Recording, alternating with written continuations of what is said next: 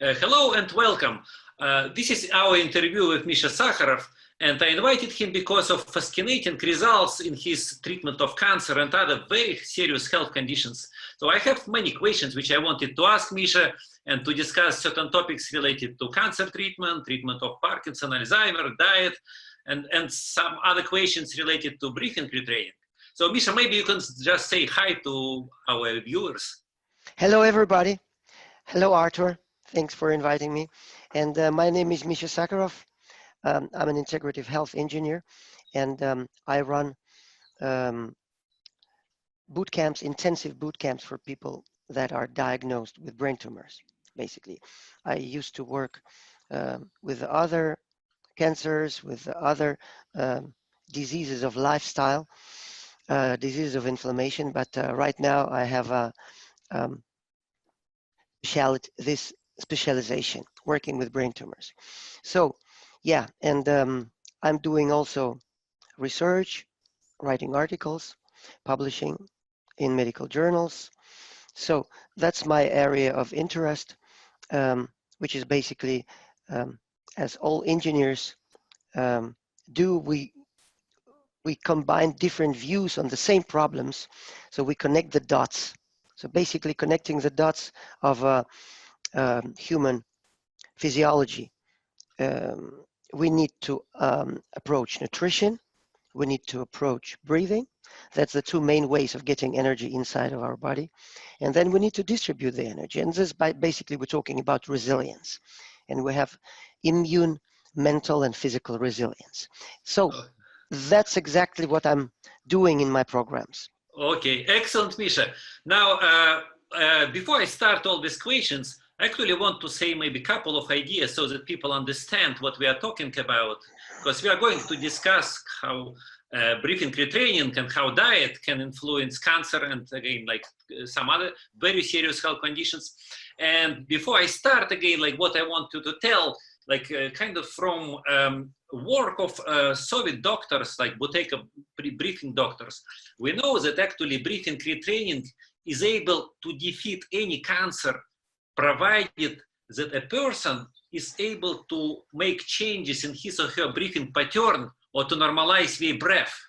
Okay, that's the idea which I got from many kind of sources in Russian literature, from what doctors wrote, and my own experience as well with students who had cancer. Misha, would you agree first, like with this idea, without even discussing like diet, other things, that if a person is able to retrain their breath to achieve so-called Buteyko norm, like, which is on the Buteyko table of health, the cancer is going to disappear? Do you think, in your experience, would it be true? Artour, it's a very good question. And I would say, I would like to say yes, but there's in the most situation, yes, but it depends very much on different aspects. So, you know, because in my practice, the most of the people that reached the standard values for normal health, they were able to reverse cancer. Yes, and reverse cardiovascular disease, different diseases of lifestyle and inflammation. But there's some situations where we need to take not only body and mind into consideration, but also some other aspects, like working with psyche deeper inside. Because, yeah, and I will tell about those situations in my experience. Yeah.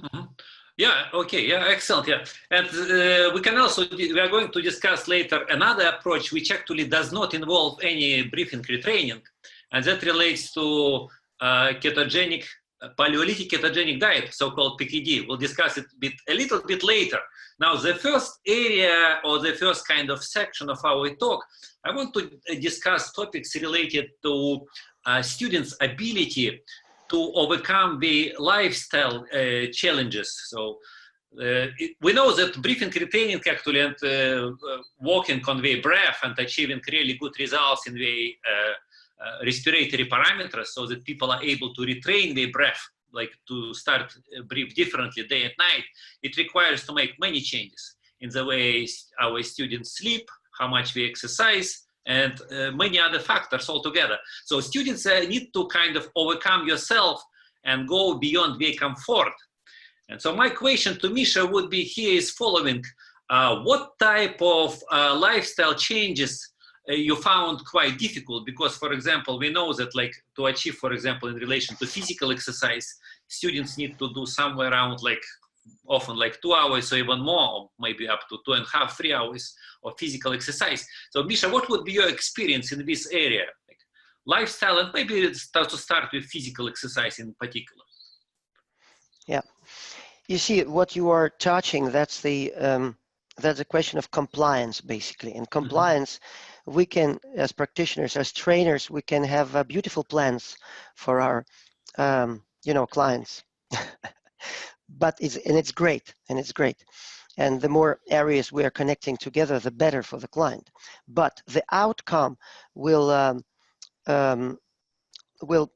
basically be based on the real outcome, on the ability of our trainee to comply to the training regimen. Okay, and compliance is the biggest problem, because you see, people that have cancer, very often they are willing to go whole way. I mean, involved in a lot of training and using 2, 3 to 4 hours a day to train. If we are able to show them, to visualize their progress, it will create a powerful synergetic effect. Basically, how would you call it? Self-amplifying effect, where if you see the difference after 2 weeks of training, and you used a lot of effort, forces in order to train, and then it will help you. Yeah, okay? Absolutely. But the hardest areas are basically complying with both with training regimen, with eating regimen, with sleeping regimen also. And in order to ensure this compliance, you need to work with mental patterns with people also. Yeah. Yeah, the thing that you are trying to discuss, I think, also kind of relates to motivation. When students see a feedback that the work that we are doing actually making changes in the way they feel, and we are also are able to do more physical exercise, we see that symptoms start to subside very, very fast.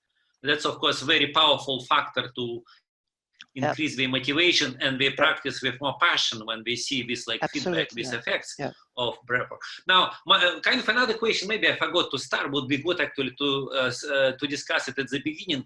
Like, question would relate to how much would be the success rate of your students with cancer? Because we know that there are like hundreds probably of different remedies, techniques, supplements that people use for cancer.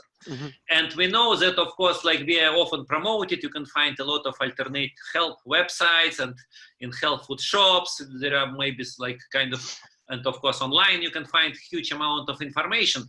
But at the same time, of course, there is very little often scientific support, like research done behind that. So you have your own already kind of practice going on for a few years, and you had quite many cancer patients, even like when we started with you, like what, 5 years ago, 4 or 5 years ago. So you already had the students. My question would be, what would be your kind of efficiency rate, success rate? Because that's something which I believe would be also very exciting for students to know, because people recover like with yoga, with meditation from cancer and other things. But of course, if we start measuring the efficiency or the success rate, it would be very different from, I think, what you have. Yeah.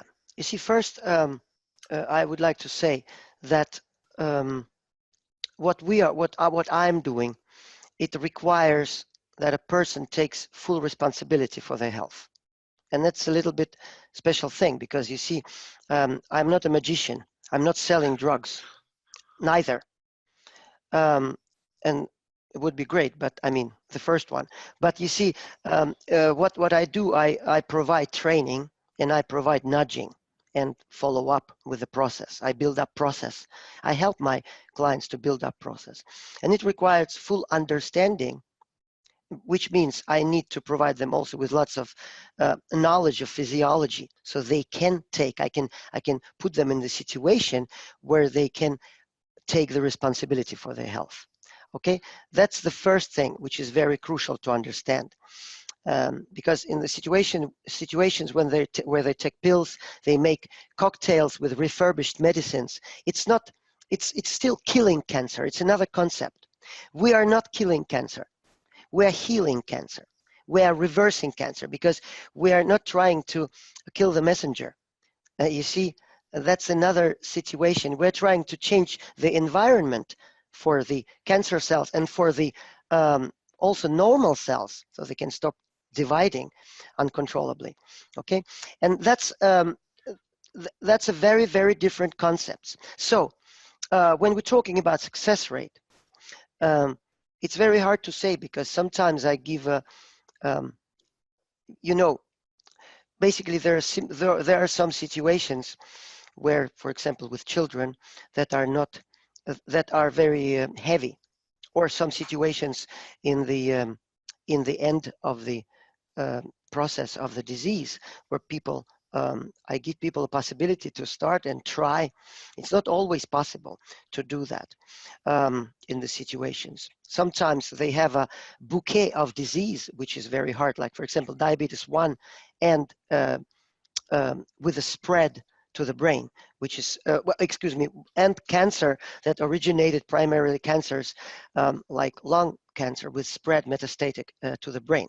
So diabetes 1 plus metastatic spread to cancer to the brain. Then people with like stage 4 that really want to work. So that's the hardest situations, and also some very aggressive brain tumors. But if people are coming to me taking full responsibility after the diagnosis or after a course of radiation, and if they are able to move, and this is a very crucial thing, if they are able to move, if they are still able to, the gastroenterology, the gastric tract is working, they can chew, they can swallow, they can talk, they can understand, they can think clearly, then they have a very, very good chances of survival. So basically the people on my course right now, all the families that I work with, and I work with whole families, not only with one person, all the families support, and they basically, many people, many members, in many cases, many members of the families do absolutely the same training. They have the same measurements, they do everything to help people, you know, the family members to survive. In these situations, we have, well, very good rates. You know, now there's several people in my intensive boot camp that we are worked now for four months, more than 4 months, and we have already many people where the first stage, which means stagnation of growth of cancer, we are through that. So in 3 months there were we stopped proliferation of cancer. So, and their symptoms subside. Basically the symptoms disappear. Like, for example, stability, they regain a normal stability in walking, they regain normal flow in speech, they regain the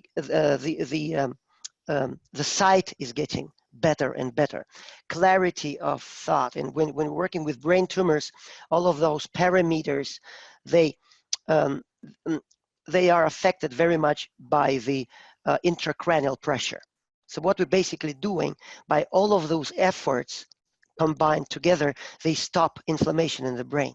That's the first thing. And when we stop inflammation of the brain, water retention in the brain, edema, swelling, we stop, you know, we stop basically intracranial pressure. And that's when we do that, it's basically, we can say, yes, Wow, that's a very big thing, because if you can stop intracranial pressure from growing, you can reverse brain tumor. And this is, we tried it several times now with the most aggressive tumors like glioblastoma multiforme.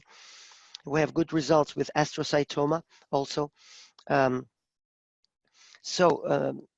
Yeah, I cannot tell you exact, you know, chances, Because cases because are very different. cases are very different. Yeah. Absolutely. No, of course, when people are Yeah. so sick, it's, as you mentioned, the case with diabetes 1 and cancer of metastatic stage 4. Yeah. I can imagine that, of course, makes it very difficult to reverse this thing.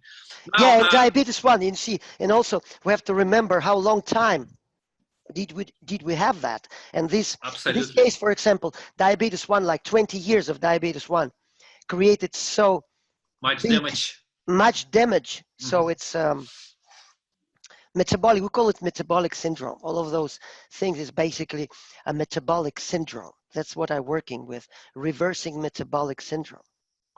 Mhm. And we can talk more about that. Yeah.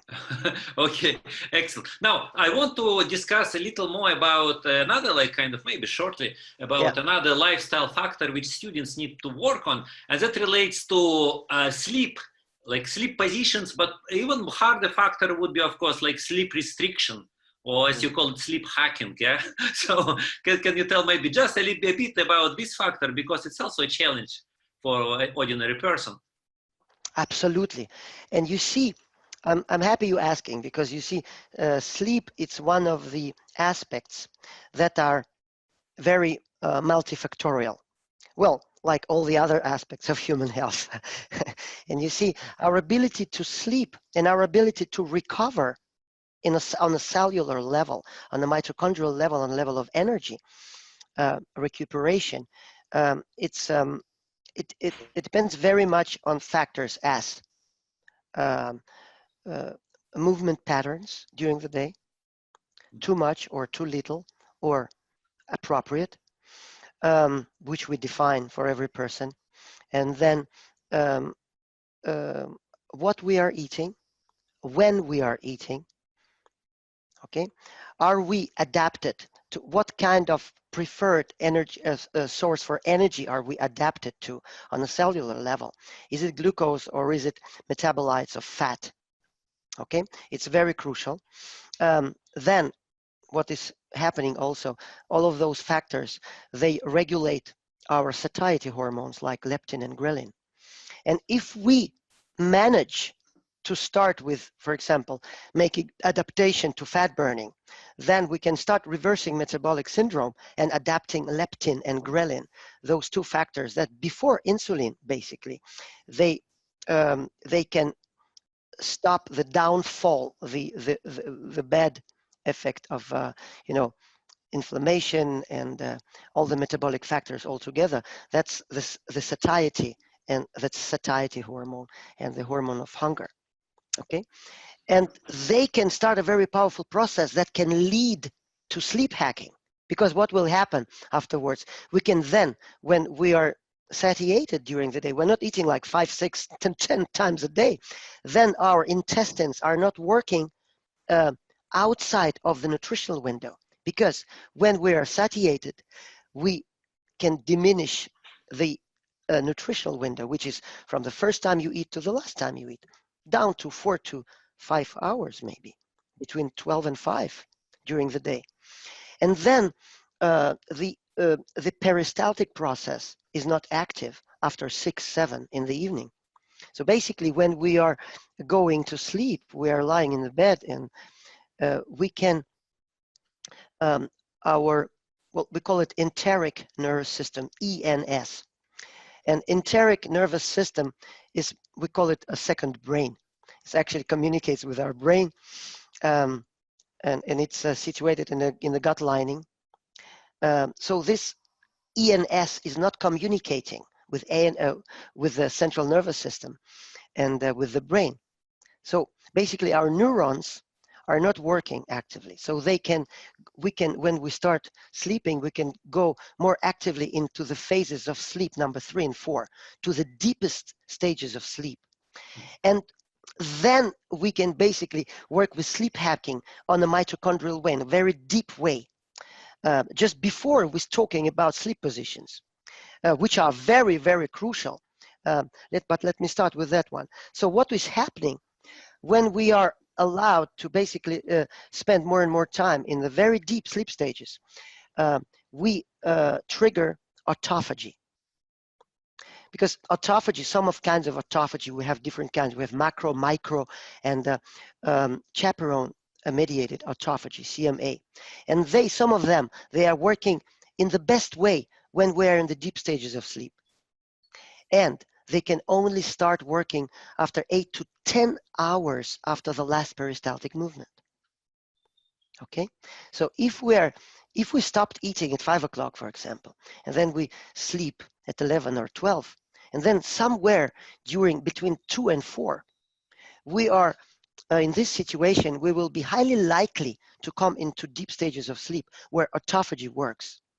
Okay, and that's just one of the points. Okay, and then if we understand what Dr. Buteyko told us about the sleep positions, like on the left side, not supine sleeping, not sleeping on your back, because then you hyperventilate.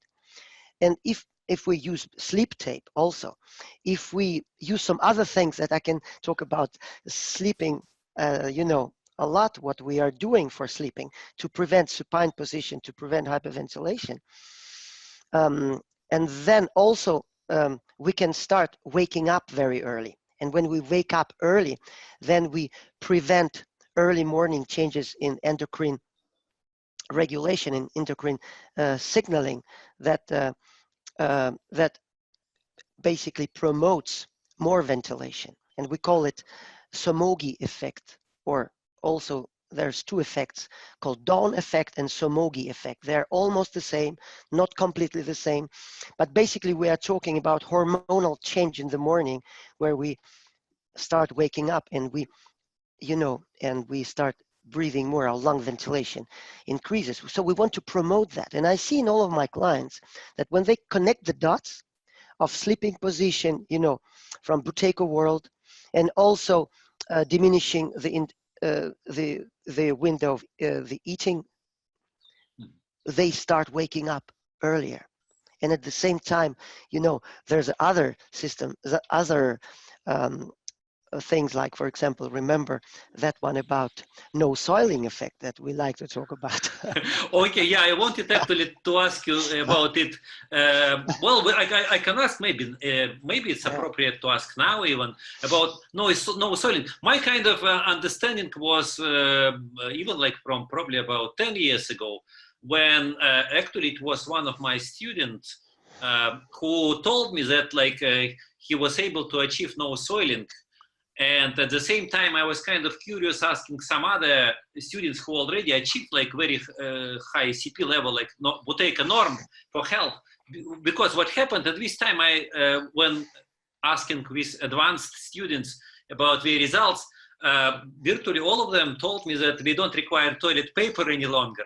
So, and I kind of related that to my own experience with briefing retraining that I had like this already 10, 15 years ago.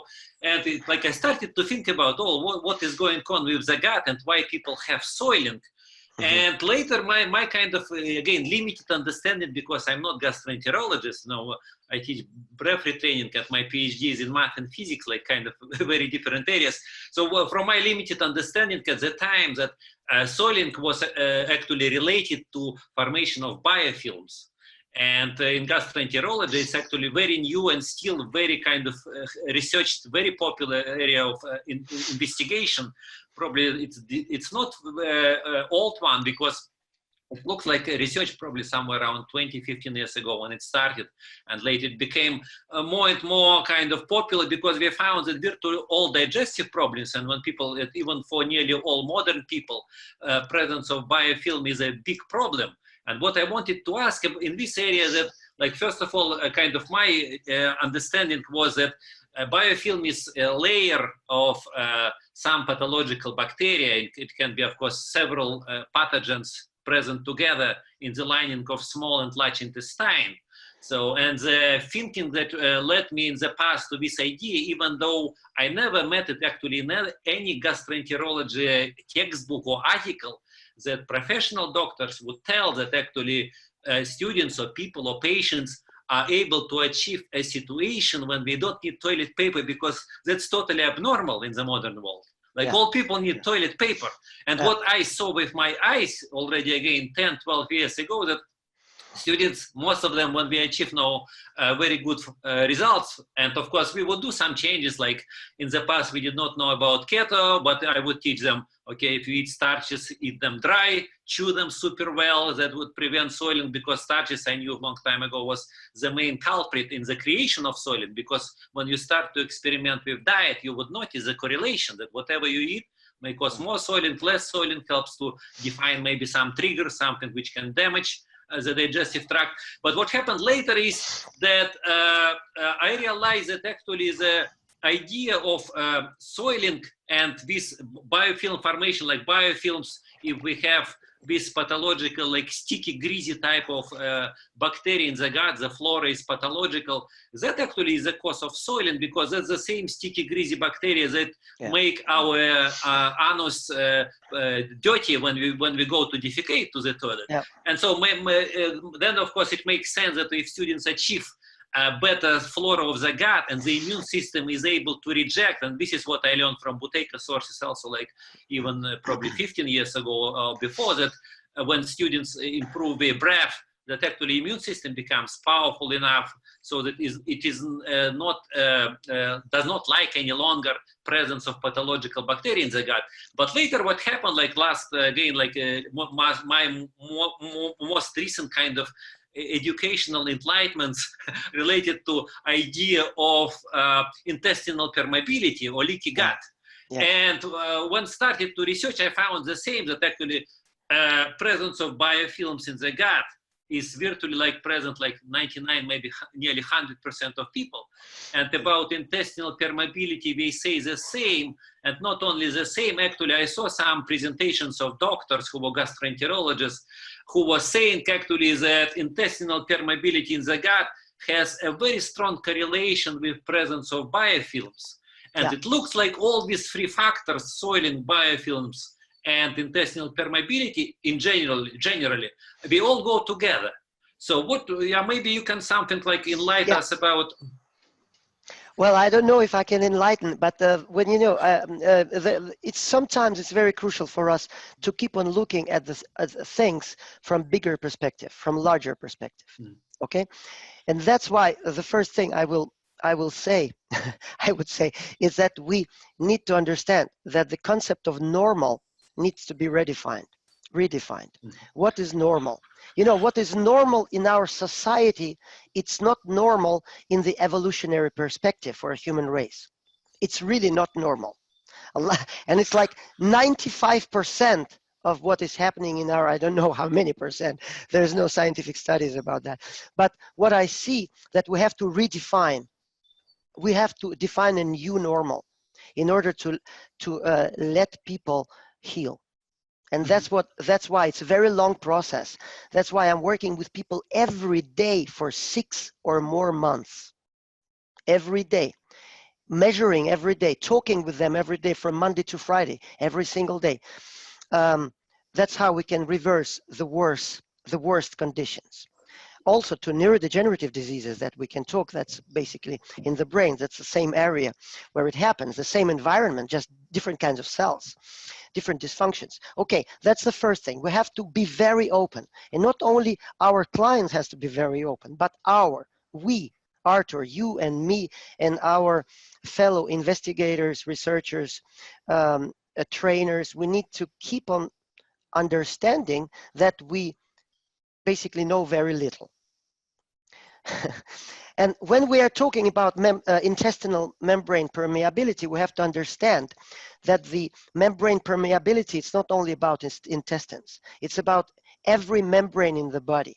Including blood-brain barrier, all the cells, the membrane, and there's also we talk about lipid layers and what kind of lipids are there, what kind of signaling when we have disrupted permeability in the membrane, which is not working, then signaling is not working. So endocrinologists would say a lot about this when signaling is not working, how our hormonal signaling is, cell cannot communicate with each other. So, and in brain is very crucial to understand that we have neurons that communicate, and then we have helper cells like glia cells, astrocytes, that help them to maintain a good environment for need of communication, which is hormonal, signaling. And then we have a flow, some flow and exchange between intracellular, extracellular fluid. Then, then we have an extracellular matrix, which is basically a physical part, exoskeleton of the cell, which is also disrupted. Okay, and then we have different areas of cellular respiration, which happens in the mitochondria, formation of ATP. What do we need? What kind of enzymes we need to? There's basically over 50 enzymes that has to be present and has to work in normal way in order for mitochondrial respiration to work normally, which depends very much on our sleeping pattern, on the fact whether or not we are using a fat as a main source for energy. And there's a lot of other factors. Our perception of the environment, for example, do we have chronically elevated stress hormones like cortisol? If we have that, we also have what we call very often adrenal fatigue, which is, we call it pregnenolones or progesterone steal. So the mother of all hormones is preferring one group of corticosteroids to another group of corticosteroids, which makes a major dysfunction, and basically we cannot achieve homeostasis. We cannot achieve balance in our hormonal regulations without this. So you see, this is a very big issue. And look again about no soiling and about connection with biofilms. Look, we need to understand that the way we get energy in, and that's nutrition and breathing. They are very important, both of them. And if you talk to the nutrition guys with the world of nutrition, and I'm talking a lot to these guys that know a lot about nutrition, don't understand shit about breathing. Excuse my French. And then I talk to people that talk working with breathing, like Buteyko instructors, and they don't know about nutrition. But they say we can heal asthma, people with breathing. And then I talk about and I talk directly to the people that know everything about nutrition. And some of those people that never worked with breathing, they all of a sudden, 1, 2, 3, 4 of them say, we stopped asthma without working with breathing. Oh, no, it cannot be right. Come on. We can only, because breathing, asthma is a problem with breathing. We can only use it with breathing retraining. Look, this is interesting. So we are entering a very, you and me, we are trying to connect things together. Look, and I think we need to more and more enable this kind of exchanges like we doing now. Your experience, my experience. How can we connect it together, create a powerful synergetic effect for our customers, for our clients? Because they are not patients. They are not patiently waiting. They have taken responsibility for their health. That's why they are working with us. And we have to give them this inspiration, not only motivation. They have motivation. People are dying. They have stage 4 aggressive tumors. They are in immediate, they basically in a hard situation. They have motivation. What they need is inspiration, which is really strong, powerful factor for them. We need to inspire them with knowledge and also nudge them in their everyday process to give them the possibility to have this, compliance, because that's compliance that makes a difference. If you keep on doing the same things, keep on asking questions, keep on being inquisitive, so then you can redefine the normal for yourself, because it's not easy in this society. The normal is, it's on the way down. It's bringing us down, this normal, the existing normal in the society, because everything is wrong. When you go into a supermarket, you can see what kind of foods they are selling. Many of Well, those, you can go to a health food shop and see they have a lot of yeah, exactly. carbohydrates, nuts, Yeah. beans, lentils, and And then people, yeah, you go online and they show you B17. You need this supplement for yeah, cancer. exactly. It's And layer basic, after layer. yeah, it's basically, that's the business. All of those things, it's a very, very big business, and we have to, in order to understand how we can take a real responsibility for our health. The less, what professor I learned from you, basically, that's what I start learning about Buteyko world, mostly from your works. That is basically, I think it's for me, has always been a kind of a Bible for breathing. The normal breathing, that's a very thick book. There's a lot of interesting things. There's a lot of direct communication about what Buteyko really is.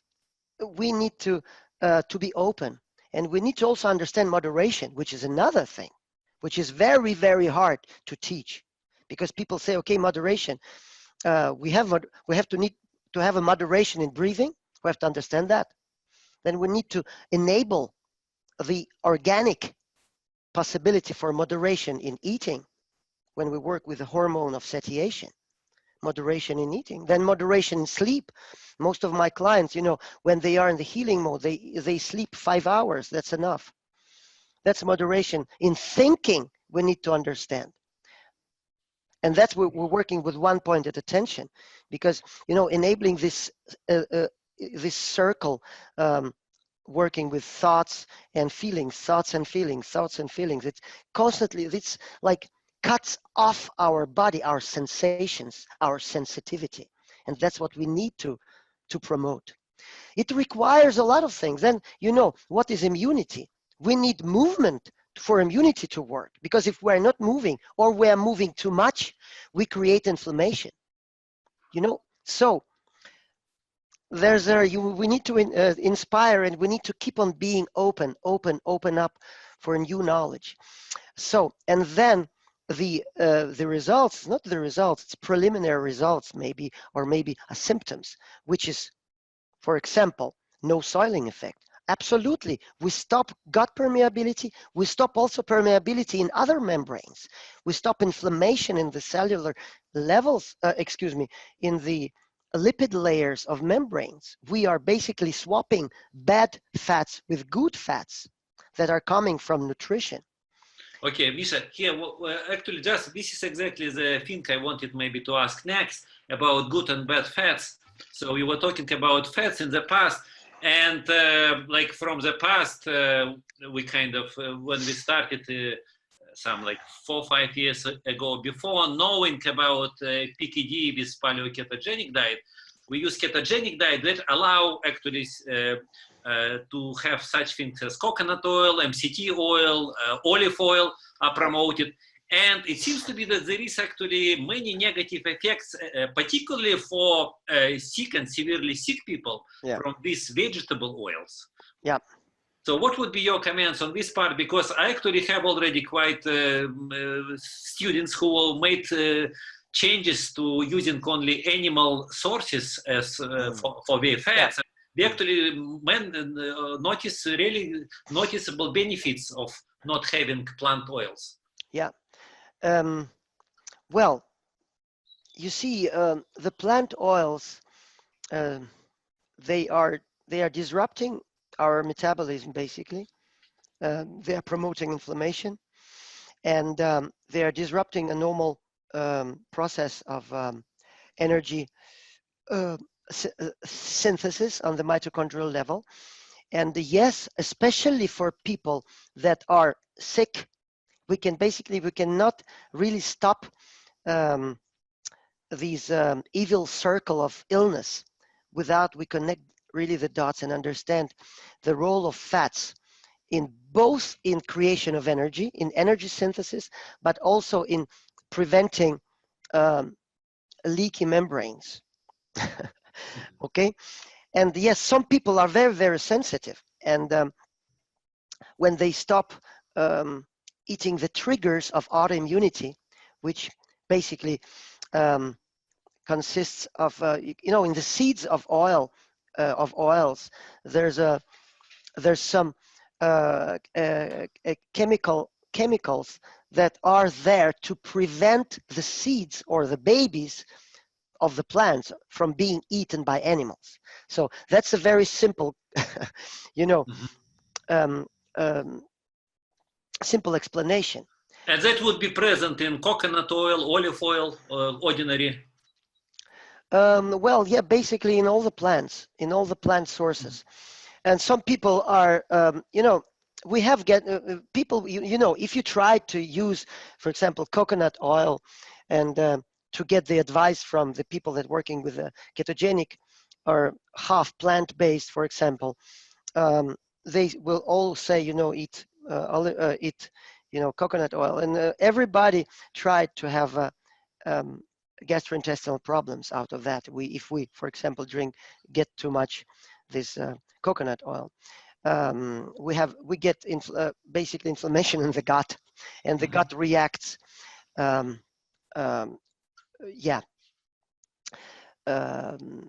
So with diarrhea, basically. So we never get this reaction from animal fats. Never. It never happened. Never happened. So what happens? We need to understand where we are in the food pyramid. Basically, our humans. We need to look at our roots. We need to look at our legacy as and to in our history, evolutionary history. And we'll need to look basically to the structure of our gut, to the structure of gastrointestinal tract that shows basically there's that the normal pH, a lot of science, newer science, and also older science show that the pH of the human stomach is somewhere around 1.5, which is very low, is very acidic. It's basically just as acidic, very close to cats and dogs. Cats are real full carnivores, and the dogs are also carnivores, but they can, as humans, they can also occasionally be, they are omnivores, but only by chance. Okay. If we want to work with cancer, that's my first trial. I tried to reverse cancer in dogs, and I have 5 dogs where I reverse different kinds of cancer, and then that's the easiest thing to do, because what we do, we make a transition to full animal food. We take all other foods, and in the dogs it's very, very easy to ensure compliance. I can imagine. Because you see, they don't they don't have other choice. We are absolutely defining their lifestyle. Okay. And I can tell you afterwards, if you're interested, I made a little device for the dogs, from Buteyko device for the dogs, basically, because where we simulate the conditions in the den inside of the where the dogs can tolerate carbon dioxide levels up to 15%. 20, I think, even up to You 20. think even 20? Okay. I think I read up to 20. Yeah. But that's totally known that actually we can survive CO2 concentrations, which for humans would be lethal, even if much lower for levels. human, I think it's about 8, right? I don't know, 7.58. Yeah. So yes, and it's angiosarcomas, for example. They are very often in dogs. That's the tumors of the heart. Well, it takes from 2 to 4 months to fully reverse, to remove all the metastases from a dog. And I tried it, as you know, several times with different breeds of dog, different places in the world. People consulted me, and we saw fantastic scans and fantastic stories. So, so we are very alike. You know, right now, my dog, basically, I can show you. He's lying here. His name is Teddy, and he was my first client. We reversed chronic inflammation. He had to be operated. He had inflammation in his joints already in the age of 1 year old, and he was eating like very expensive food that it was made from salmon in Denmark here. So but, I understand. but Yeah, together with additives, of course, yeah, that was with the course everything. I mean, there's a salmon. I found it was only 5 to 10% salmon in this. So, and so I removed everything. You know, 3 months, and all the inflammation in his joints were gone. Were gone, and he's 7.5 years old, and he never had any health problems. Never, ever. Okay. So what I see, that we need to look at our evolutionary past.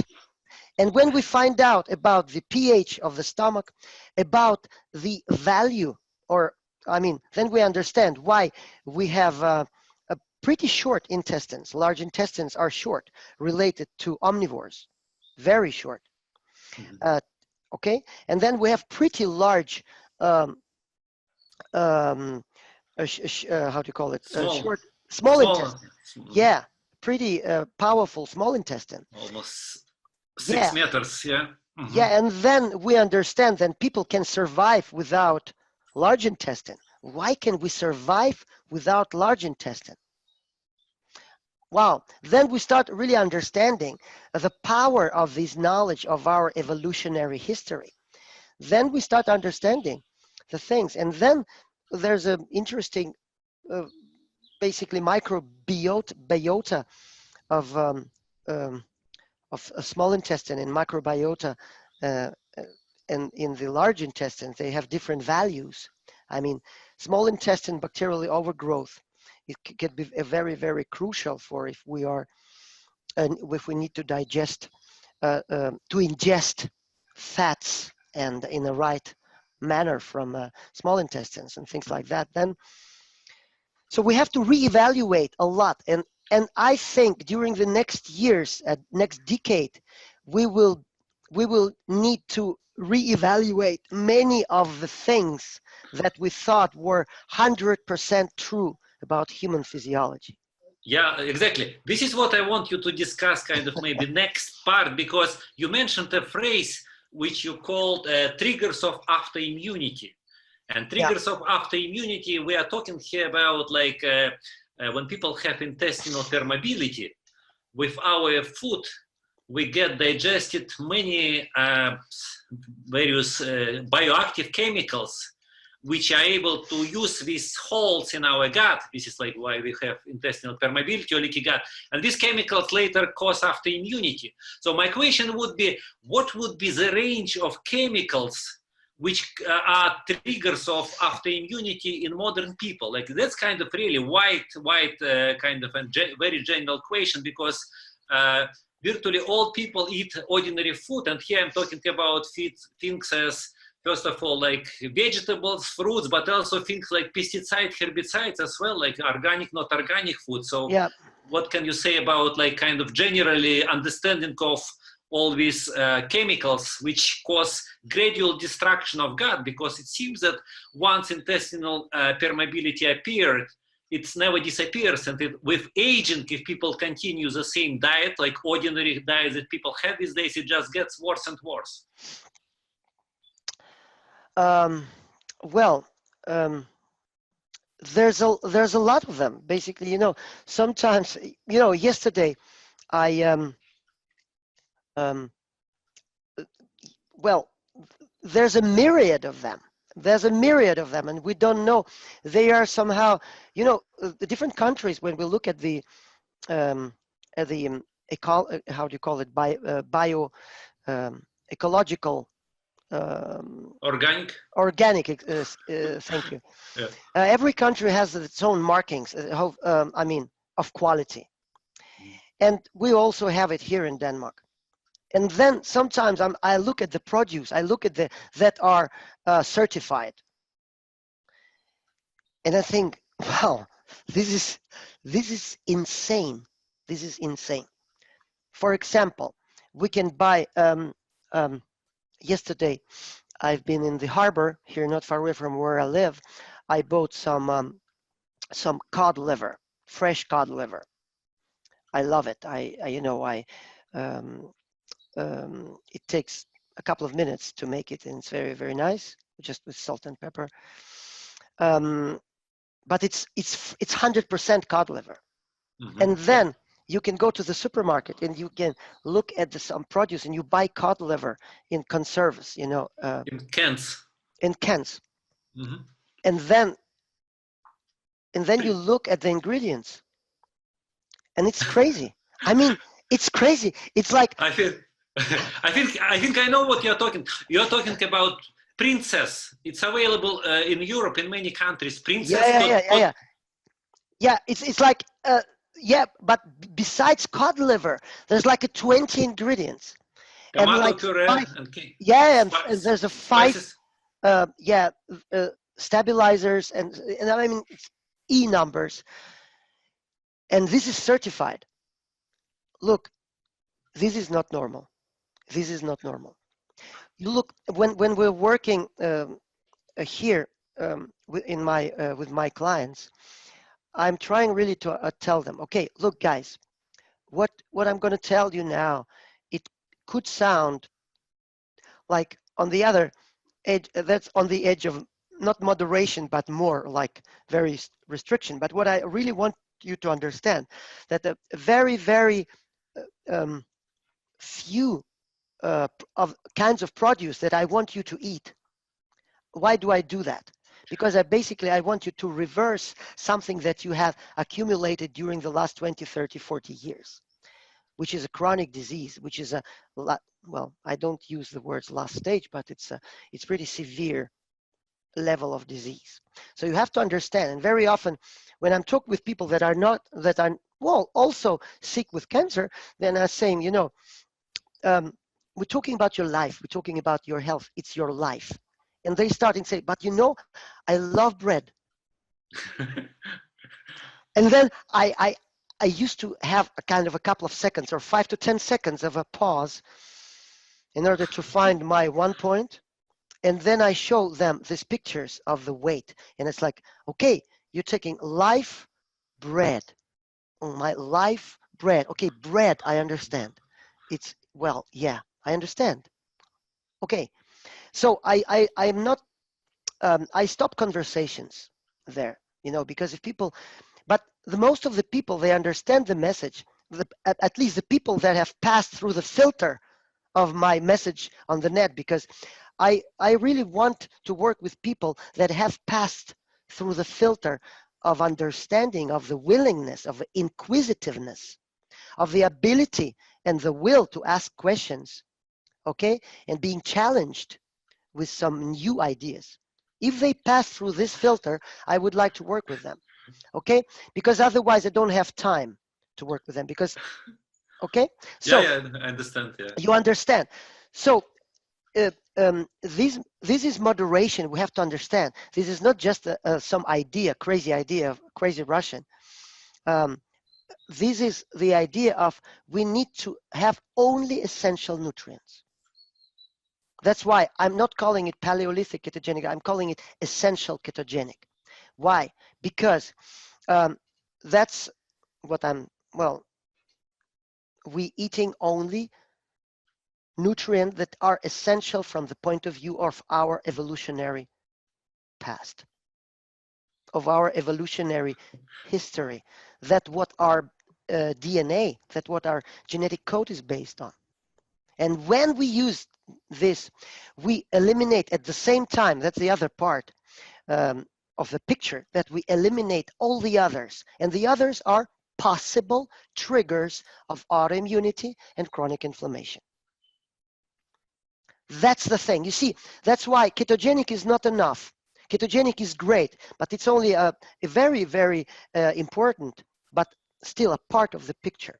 We need to put many things. Basically, we need to create a new environment for ourselves.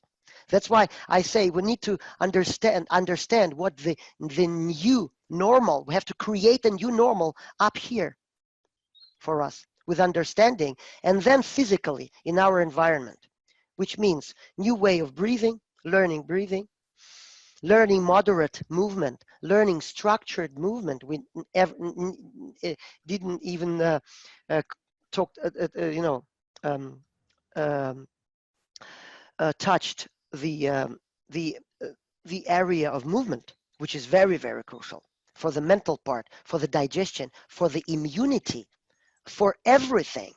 Okay, so we need to create that, and that's the thing. That's the thing, basically. Yeah.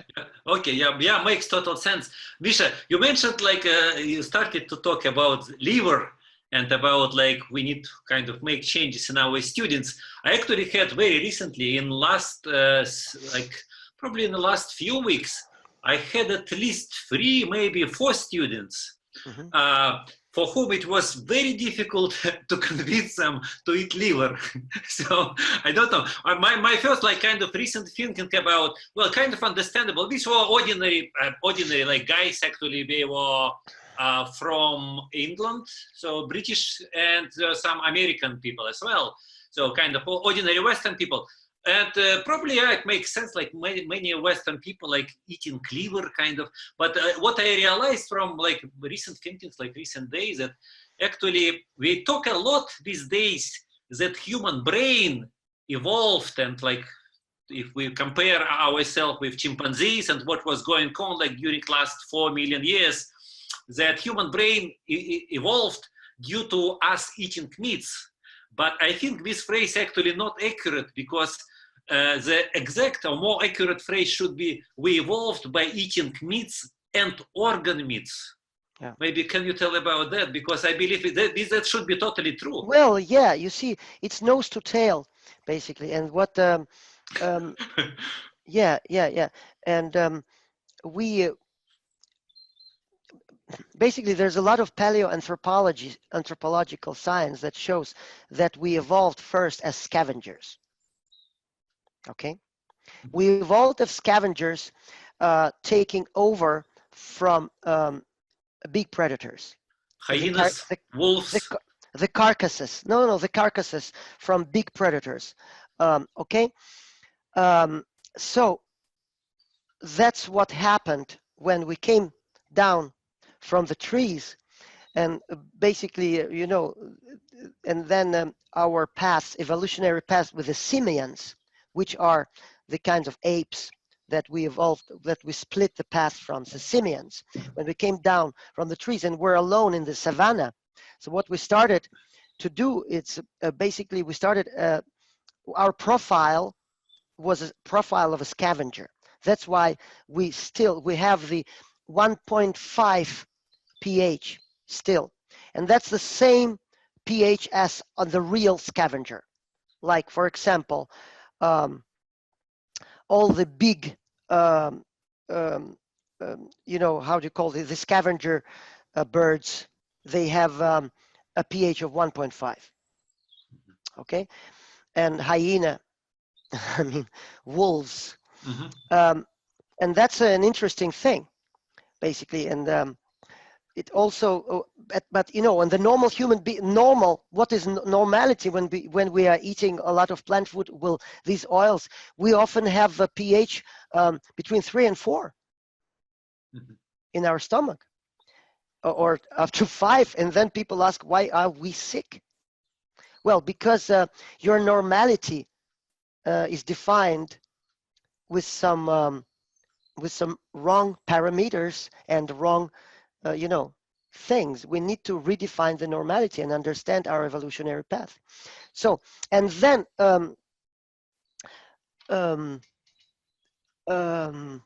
so how to connect from here? Eating liver, maybe you can Yeah, comment eating liver. Yeah, how, absolutely, absolutely. how can you make your students, how you convince your students to start eating liver? Yeah, but basically eating liver is a must that I see right now, is a must only in the first period of adaptation, as I can see now. The most of the people, when we are adapted, and when we have, because what is adaptation? There's a lot of different parts of what adaptation is. That's one of the first ones is adaptation of the processes in our mitochondrial processes, enzymes. Okay, and when the enzymes adapt to process full profiles of protein, for example, and fat, full profiles. We have 9 essential amino acids.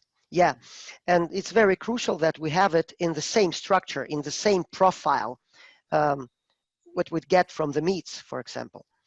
We don't get these full profiles from the plants. We get only a parts of those profiles, and then we have to kind of make them fit, but they never fit because they come from the different DNA, from the different plants, different species.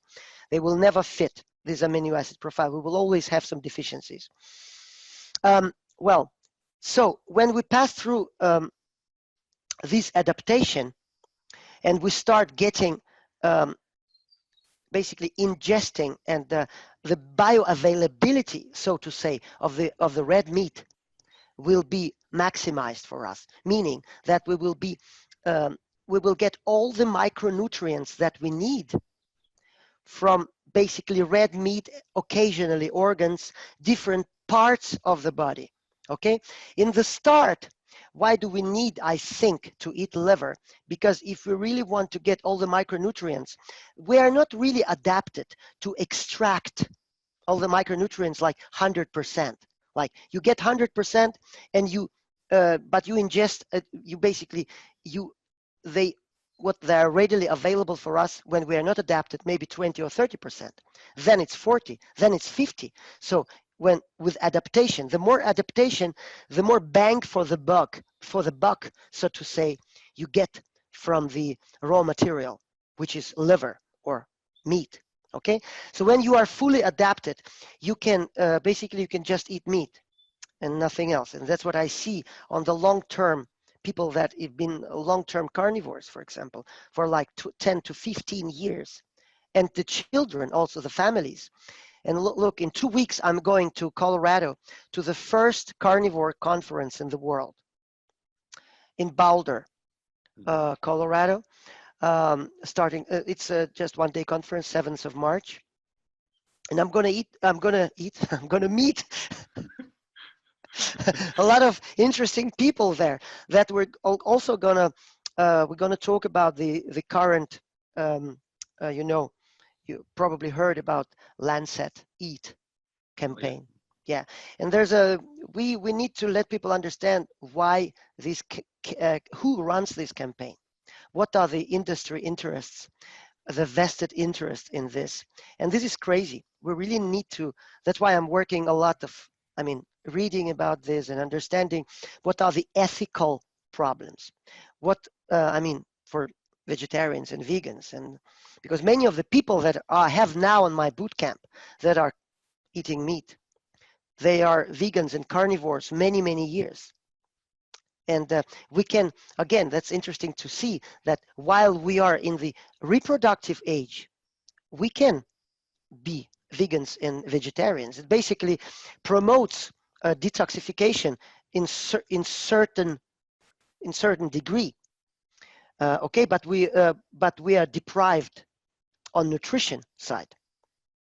Okay, but we can detox with vegetarian and vegan, but it lacks a part of the nutritional part, so we don't get the essential nutrients, and we can tolerate it until 35 and around, and then in the post-reproductive age, it has to be we have to understand that if we want health for us, there's nothing called natural health in the post-reproductive period. Okay. we need to provide for health, if we want to survive in the post-reproductive period after 35, 40, we need to understand the essential needs of our body. And that's where, when you make a transition from vegetarian to carnivore, kind of essential ketogenic, then you need liver.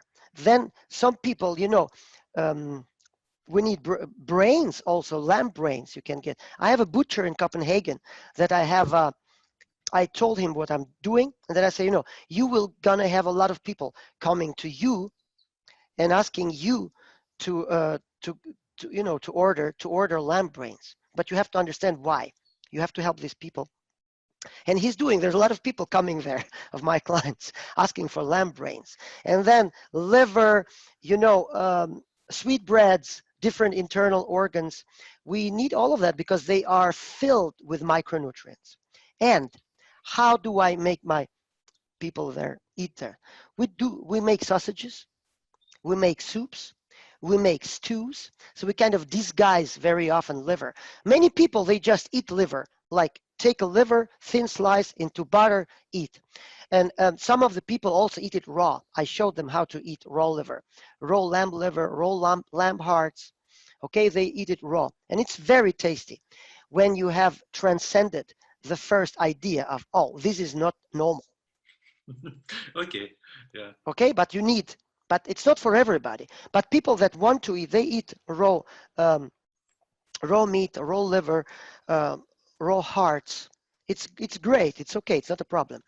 And they also mix it. They eat, maybe they take a piece of meat, and while they're waiting for the frying pan warming up the butter, you know, then they just cut a couple of slices of raw meat, enjoy it, and they put the rest to fry. Many people do that. I showed them how to do it because that's a part of the process. Oh, that's nice. Let me try it. The same with liver, absolutely, with fresh liver.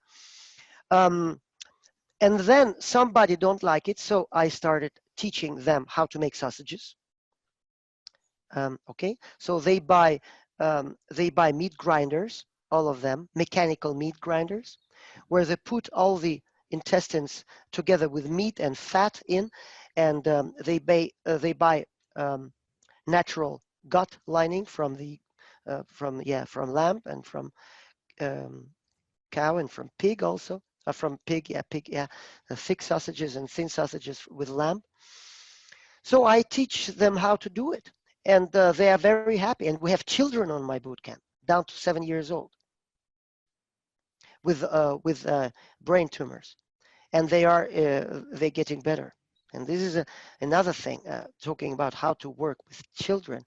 You need to educate parents, and parents are 100% on. They are totally engaged, and they're working. And the children, they start to educate. You know, one of the children, it's a family from Edinburgh, from Scotland, and I told him, I made this like in the session. We have Q&As every day on Zoom where people see each other, like all the families ask questions related to the teaching from the previous day. We have a closed Facebook groups where they put questions, and I'm answering every day those questions on the Q&A.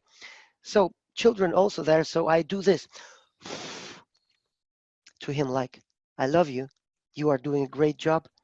Good training. He's 7 years old. And you know what he answered? He tells me, Misha, be aware that you are wasting your energy. So the 7 years old guy, he understands he's wasting his chi.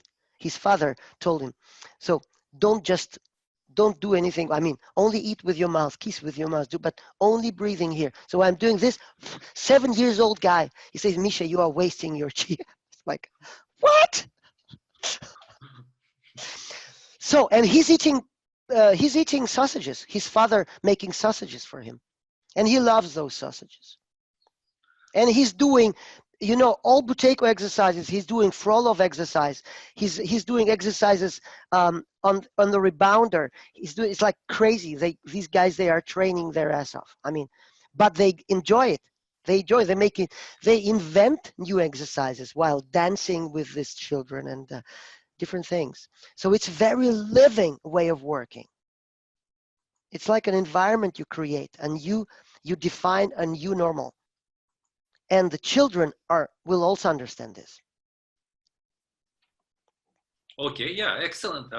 Great to hear all these stories. Now, another kind of related probably idea, what you already was discussing at the beginning, like of this last part, is that people, while they stay vegetarian, they will likely, like, looks like from our, again, modern, like, limited whatever viewpoint we have, but from whatever experience we have from recovered people, like, and that's already a lot of people who recovered, it seems that just having vegetarian or vegan diet, like, they would just never improve. If we are talking about people with advanced, like, let's say stages 3 or stages 4 cancer.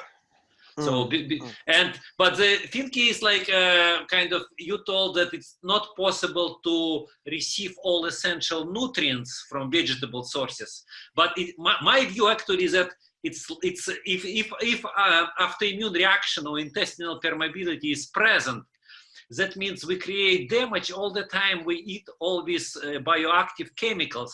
And so fiber, also fiber, yeah. You think the fiber is destructive as well? Like, absolutely, absolutely. You know, Willy is. I mean, we have very big problems with fiber, and you see, the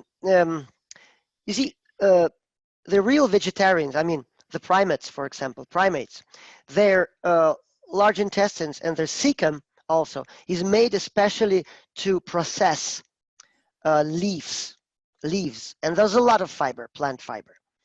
And they have different system. They get basically the fats. They synthesize fats from the plant material through fermentation. And we don't inside the gut. Inside of the cecum, inside of the gut, yeah. And we don't have this. It's not a part of our. I mean, our villi is there, but they are not made to process a lot of fiber. It's not in part of our. I mean, set up. That's the wrong balance of energy.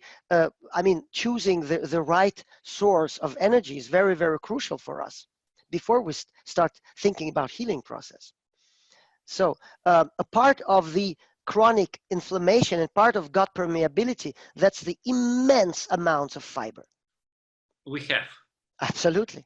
And that is, you think, prevents healing of the gut? Absolutely. Because actually it's common to hear and like, it's kind of a common knowledge these days that when people have, let's say, even constipation or some other digestive problems, they go to a pharmacy and they say, oh, that's a fiber source for you so that you have easier bowel movements. Yeah, but look, it's another thing. That's another thing. That's also because we have an internal sphincter, and the internal sphincter, because of our movement patterns, is not working. We used to think only about the external sphincter that's in the right behind the anus, but it's a part of it is also that we have an internal sphincter that is not working. Is basically, and that's because we have normal toilets. You know, when we go to the bathroom, we are sitting down and we are not. So there's a wrong position basically for a normal peristaltic movement, for a normal, how do you call it? The not evaluation, the evacuation it's called. Mm-hmm. For a normal evacuation process, we need to have a working internal sphincter, and we need to move. And you're probably talking about squatting, yeah? Squatting, exactly, yeah. We need to understand that squatting, going down to the knees, have strong legs. It's a part of our, I mean, that's the part, again, you know, our body is designed in a beautiful way, but we are letting it degenerate with our lifestyle. That's the thing.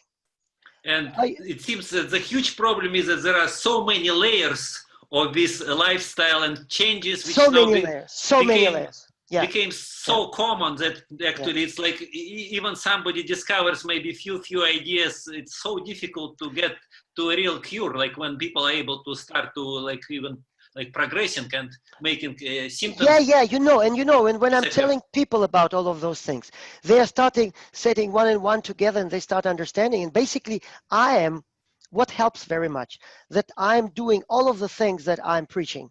Basically, I'm telling them to do.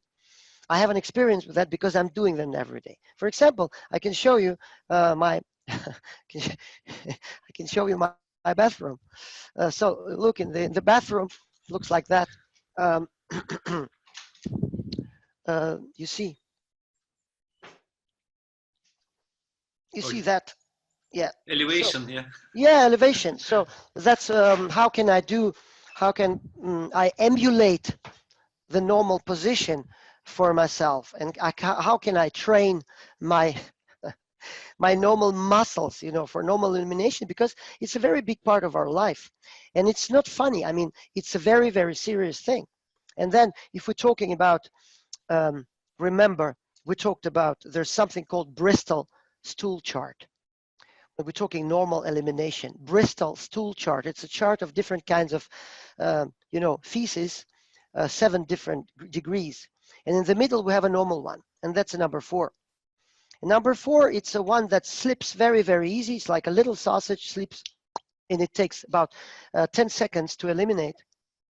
So, look, there's so many things that can make it to become to another grade, much bulkier, that will prevent elimination, that will prevent normal peristaltic movement to work normally. Okay? So there's a lot of different aspects that we need to understand in order to create an environment when the normal elimination is very easy things that take 10 seconds. Ask any human being, modern human being, about the amounts of toilet paper they're using, about the time they are using sitting on this, and using time to eliminate. It takes a long time every time. So breathing is crucial. Movement patterns are crucial. Normal distribution of strength between different muscles in our body is crucial, because we need to also talk about movement a lot, about the role of antagonist muscles and how we need to basically prevent that one of the pair of them is getting stronger because we have a wrong posture, we have a wrong structure.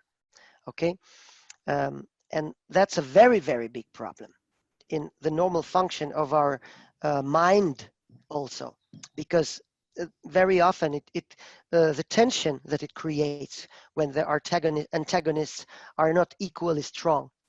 Okay, so we start to overcompensate, and the overcompensation is a phenomenon that tends to create very strong chronic tensions, different places. Also we have a muscle that is called transversus, that is going, it's a very deep muscle that wraps the diaphragm, basically. One of the 4 abdominal muscles, the strong abdominal muscles. And when it's chronically tense, we have a problem, because we cannot breathe normally. And when we cannot breathe normally, we cannot push lymph upwards. That's the 4th stage of lymph movement, from down to up. So immunity is not working. Okay, we are creating the backflow of toxins. We create a backflow of toxins back to the internal organs, which creates inflammation. And that's the start. That's where all the disease starts. That's the backflow of lymph to the internal organs, to the place, just a second, to the place that is called cisterna chylae. And that's a part of our lymphatic system.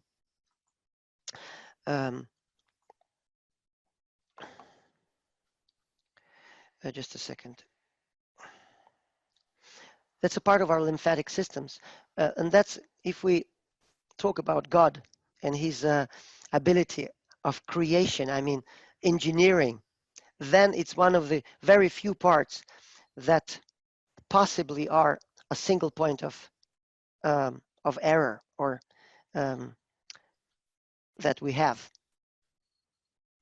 because it's a very narrow passage, a cylinder of lymphatic system that connects, is like the drain from different organs, and promotes movement upwards, and they connect to this little channel which is called cisterna chyli. And if the viscosity of our lymph is wrong, if it's too viscous, for example, we have too many triglycerides or chylomicrons that are bearing the fats. It's too fat, so it gets stuck. It gets basically, we need to flush it. And how can we flush it? That's a very big problem. So it creates a backflow of lymph down to external organ, and we cannot really flush the toxins, and then it starts accumulating, and that's the beginning of a downfall. So the only thing we need to understand, not the only, one of the things, that when we start using triglycerides in the blood for energy, the viscosity of the blood gets normal. We promote normal lymph movement. And then we start breathing, using our diaphragm for breathing. Then we can help the motor, because you see, the immune system doesn't have its own motor. It's our muscles. And one of the main muscles for the immunity is the diaphragm muscle. If this muscle doesn't work, lymphatic system doesn't work. And then we can talk about immunity. And how people think about immunity. They think they need to buy some medicines in the health shop to promote their immunity. That's the level. That's the level. Okay, excellent. Yeah, Misha, I wanted kind of to have maybe a short discussion about this, I would say, like really kind of general topic of addressing or treating cancer. And that kind of comes from my perspective, like what I saw during all these years, that from the past, like for many years, and it can be found in my book on cancer, which is called Doctors Who Cure Cancer, from the Buteyko or Briefing Retraining world. It has been known that people are able to reverse cancer if we progress and achieve normal briefing in the Buteyko health. And unfortunately, what we also discovered is that it works well for cancer of stage 1 before it starts to metastasize. It works quite okay if it's early stages of metastasis. But when we are talking about stages 3 and 4, it does not work. So that was the impression, again, and experience of Soviet doctors and Russian doctors who tried to apply the Buteyko method, probably maybe by thousands, even on thousands of patients in the past. So that was their experience. Like on one side, like we have pure application of pure breath, like just breathing without addressing diet, because we could keep the ordinary diet, like just following general Buteyko ideas, like eat when you're not only hungry, stop in time, and so on. Now, another part here comes from, like again, looking purely like from maybe theoretical viewpoint. So Buteyko is able to reverse cancer of stage 1 and maybe like 1.5 early metastasis. That's fine, but it does, and tumors do disappear when students improve and we achieve normal health according to Buteyko. Tumors start to shrink very fast. So that is experience which we got, and this is what we also showed in the clinical trial on about 120 people, a very large trial. Now that's one part. On another side, we have a diet, and it's really fascinating. Like there are several studies we published about specific cases, and these were cases with brain tumors, glioblastoma, colon cancer, and lung cancer. At least these 3 I remember. Maybe there was some more that we had with application of PKD, paleolithic ketogenic diet. But the result that we usually get is they stop progression of cancer. Actually, the cancer tumor remains of the same size, even though I think in a few cases we had situation when a tumor were able to shrink just applying the PKD diet. Like, first of all, it seems me totally fascinating, like with my all past thinking, like, oh, Yeah. cancer we only can do only stage 1. And now it's a diet alone, like, can stop cancer 3 and 4. That looks like totally kind of with all these years of thinking, like analyzing and writing about that in the past. Like, so cancer stages and 3 and 4 can be stopped with PKD diet, but which generally does not reverse, is not able to make tumors to disappear.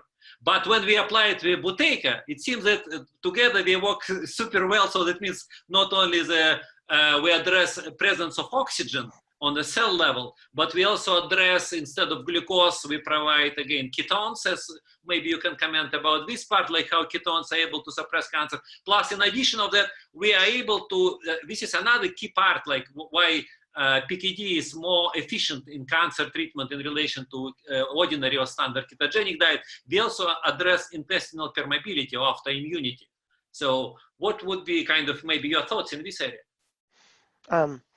Look, first we need to understand that the process of creating energy and the process also of when this process go awry and that it's not working, that it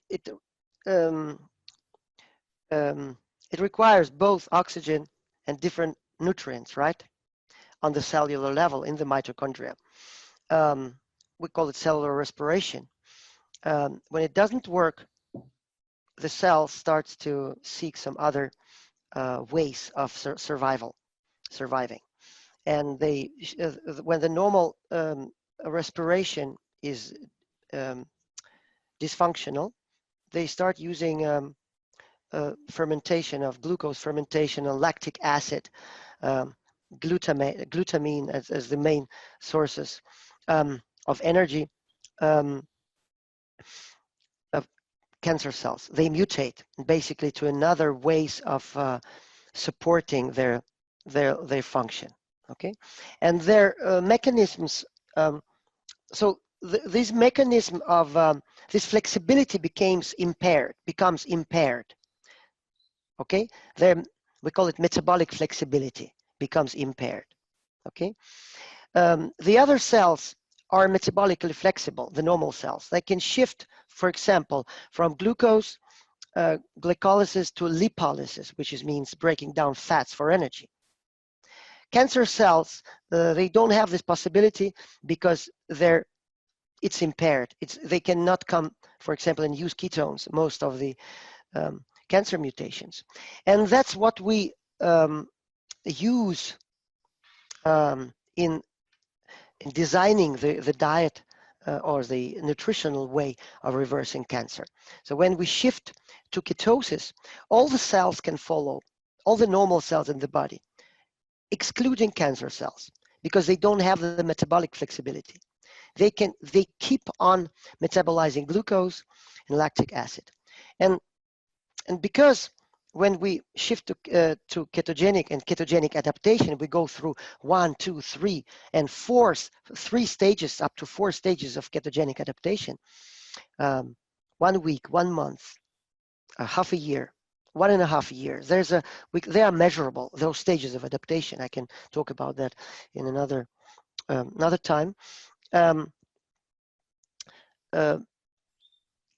We can measure it when they shift, and they can thrive on that.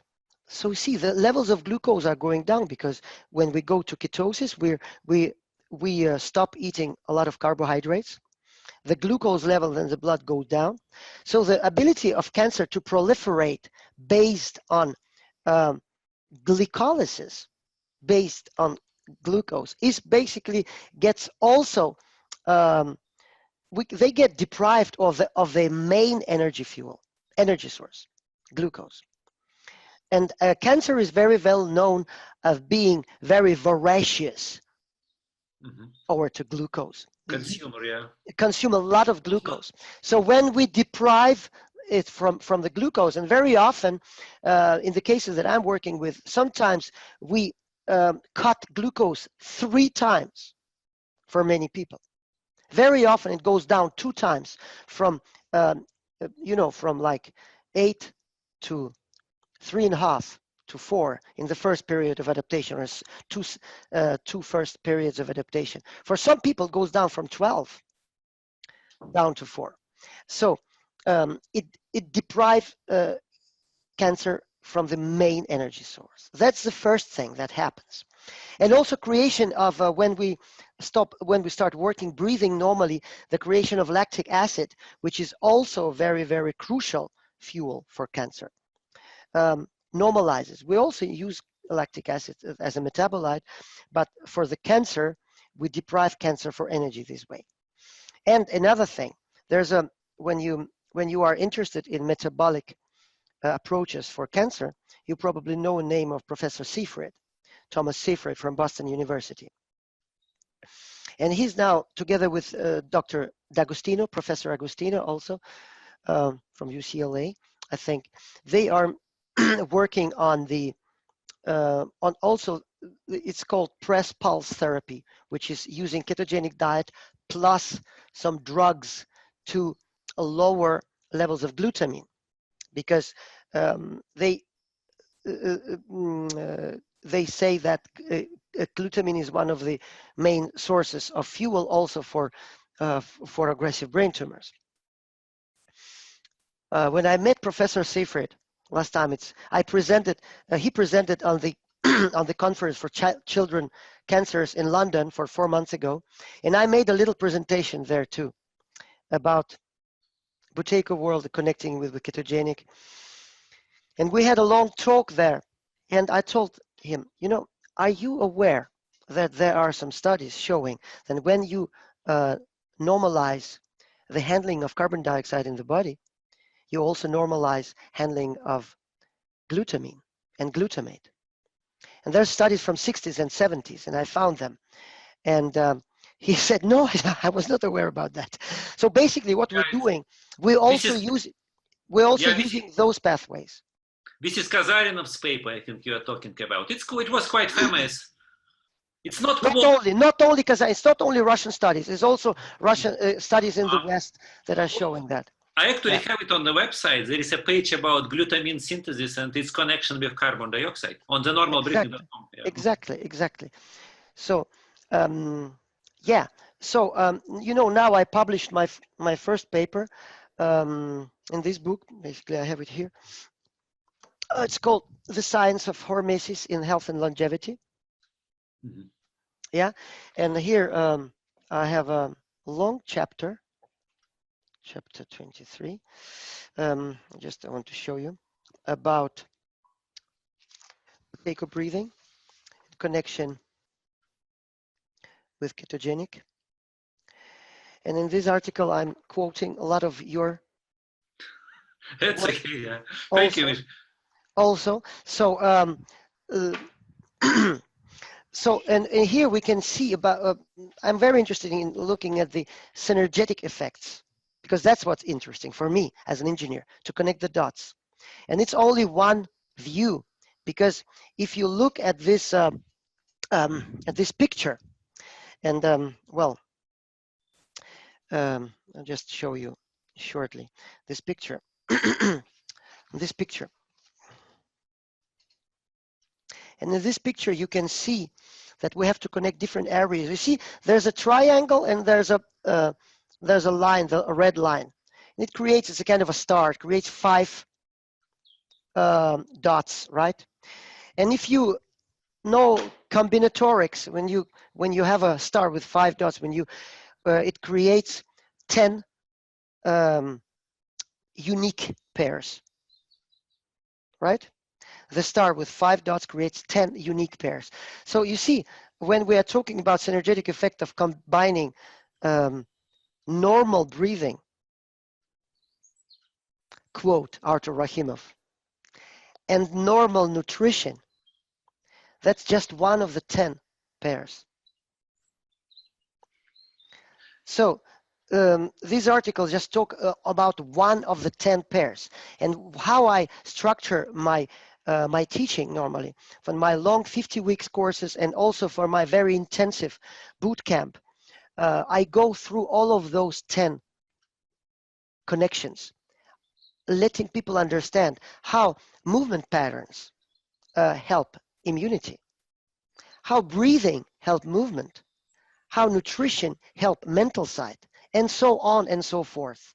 10, and there's also something called process, which is very crucial. How do we ensure this, you know, that people are basically doing what we want them to do, compliance. And that's the art of creating a process which is organic. So we don't force it through, but we let it happen instead. With very few steps, small steps. It's called Kaizen technique. A Kaizen is a kind of a technique when we are making big things happen with very small steps, but consecutive and repeatable. Okay, excellent. Now, diet actually includes maybe that part, maybe you can comment a little bit, two parts, because in terms of the effect on cancer. So diet influences cancer through ketones. So we like provide ketones instead of glucose. We cut glucose to minimum or maybe even to zero in a good diet. But plus, in addition, we address autoimmunity. So we address intestinal permeability. That's the quality of the diet that we also are talking about. It's not just having just ketogenic diet, but going beyond to fix the leaky gut. Yeah, absolutely. And we have to remember when the glucose goes down, it never goes down to zero, because we also get the glucose basically from animal sources also.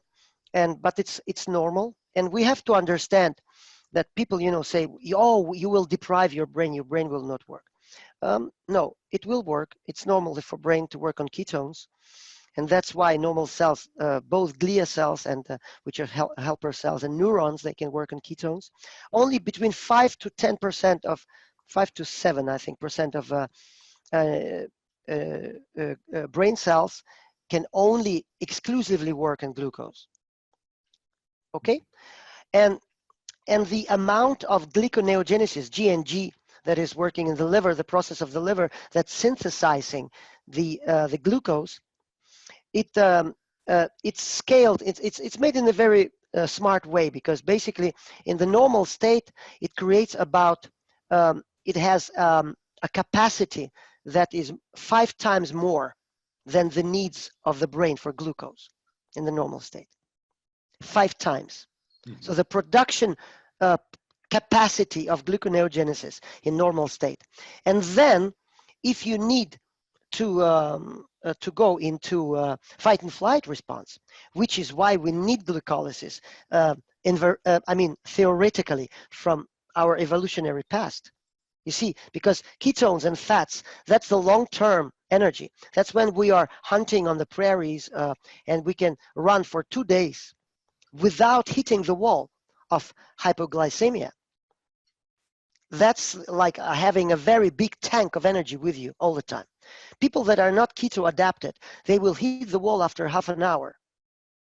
And that's why the athletes that are biking, which I also coached, I coached the teams, biking team from England.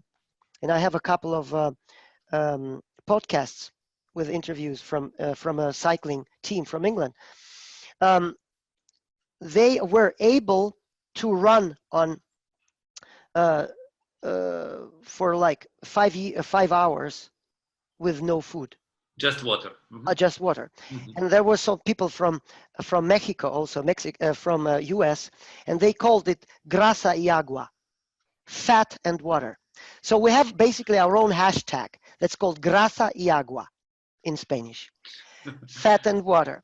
So, and their teammates, they've been using the glucose twice an hour, or 3 times an hour. Mm-hmm.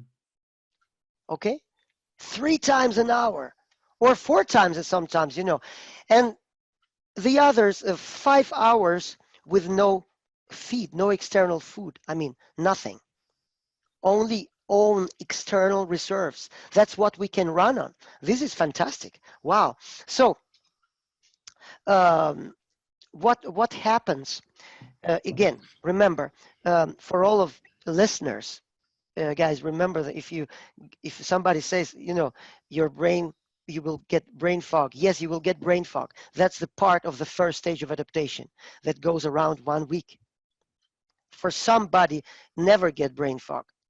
Switch, somebody takes 2 days, somebody takes 1 week maximum. That's brain fog. And then you get out of the fog and you get fantastic feeling of clear, a very, very clear brain. So you can function on ketones, you can function on fat, and only 5 to 7% of brain cells are in direct need of glucose that is provided through the liver. This is very, very crucial. So another part of cancer healing is, well, autoimmunity, or that's autoimmunity, exactly. And when, because people, what is cancer? Cancer is basically inflammation that is gone bananas, is uncontrollable. It's chronic.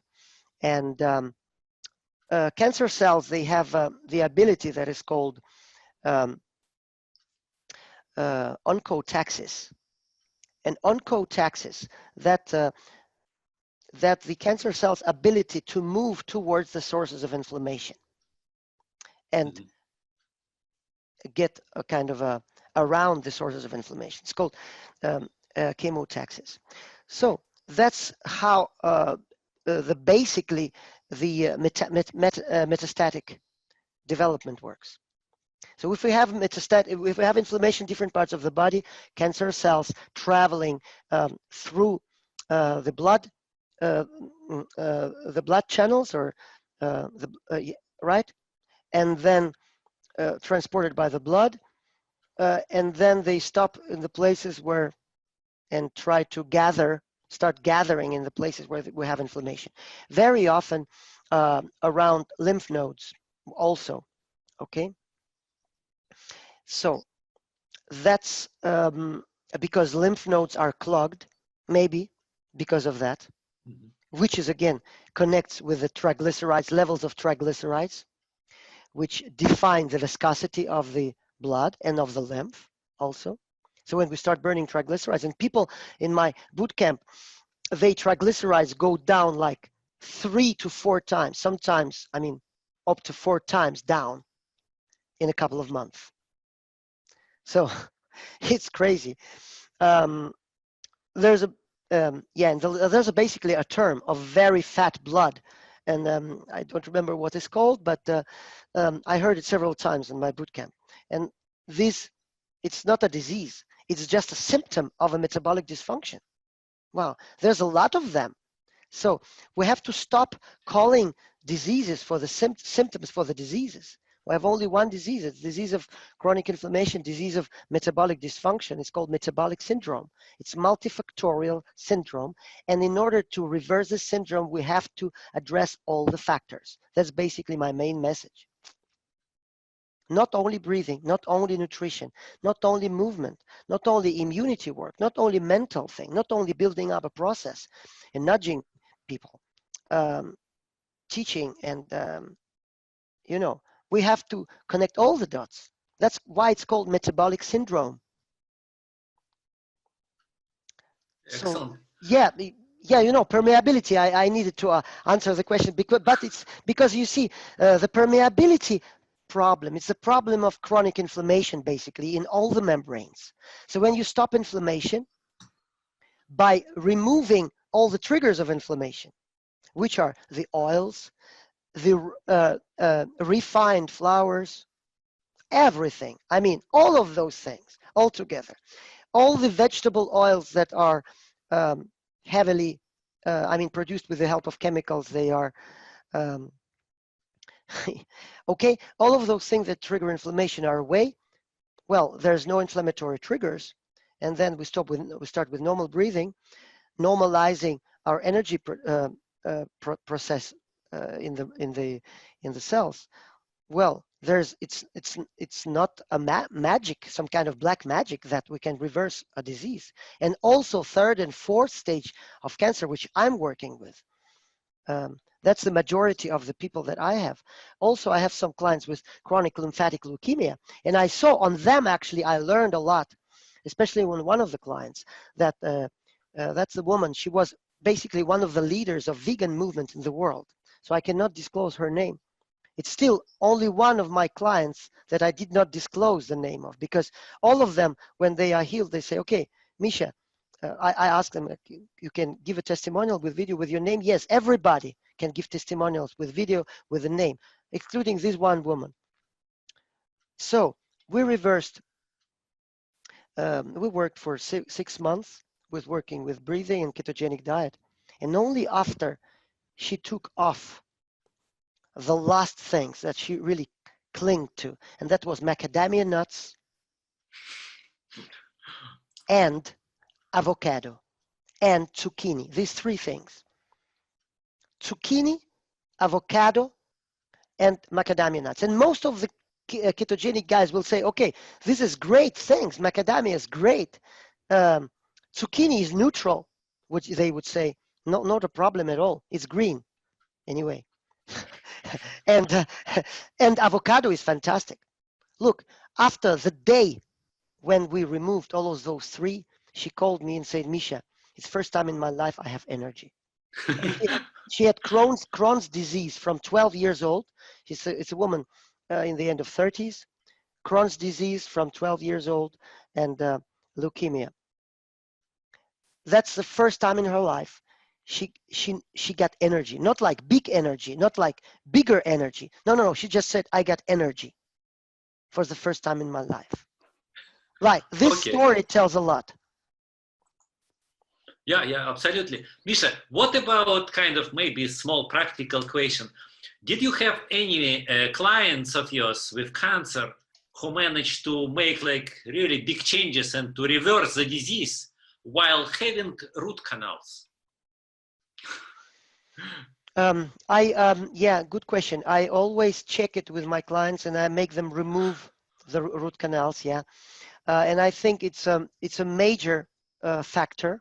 It's one of the major factors that also let us go through the plateaus in the which is crucial for us in the breathing retraining.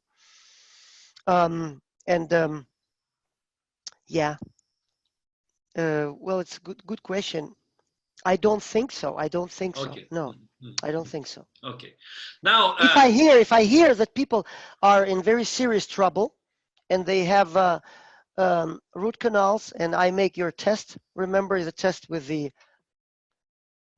this test with the pencil, with the pencil. Yeah. So that's very crude. Yeah, that's very crude. But it's one of the ways too. Yeah. Yeah. And then I have a couple of doctors, different places in the world that are certified to remove this because it's operation, it has to be done in a very controlled environment to not spill the toxins. There's some doctors that are certified in England that I know, and also in Denmark, that can make this. And that's basically the association of those doctors that do this. Yeah, it's crucial. Absolutely, I agree. Okay, excellent. Now, I want to kind of maybe finish this part with cancer, which I still have many questions actually, but it just time is kind of we already have quite a long time.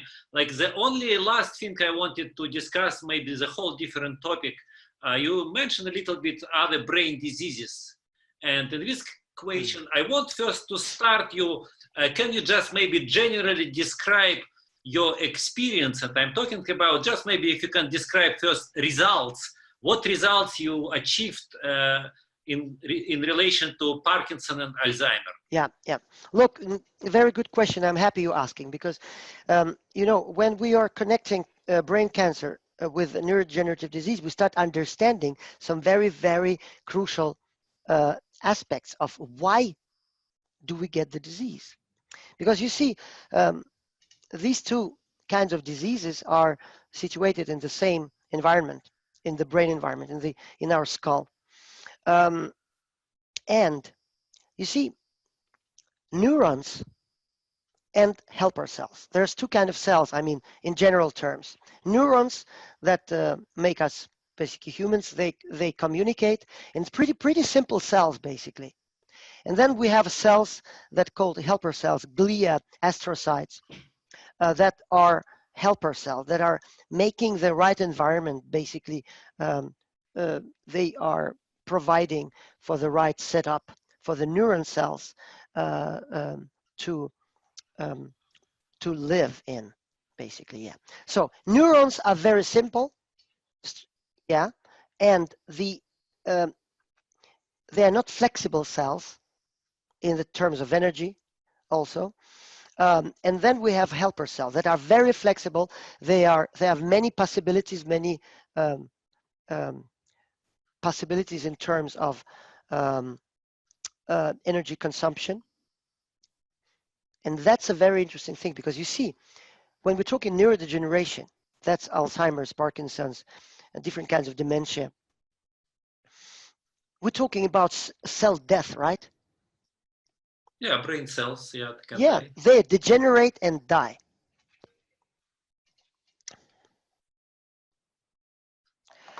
They degenerate and die. And that's what's happening. Why? Because when we deprive them from the normal sources of energy, they cannot mutate because they lack metabolic flexibility. They're very simple. They can only degenerate and die. What happens with helper cells, with glia cells? Well, they have a lot of metabolic flexibility. They have very complicated structure. So when they're deprived from the same energy, and remember, the environment is the same. Flow, deprived of, micronutrients, insufficient oxygenation, things like that, right? They will mutate and they will start to kind of try to survive on another kinds of fuel. And that's what's happening. That's what is leading to tumors, cancer. That's the thing. We have to understand that.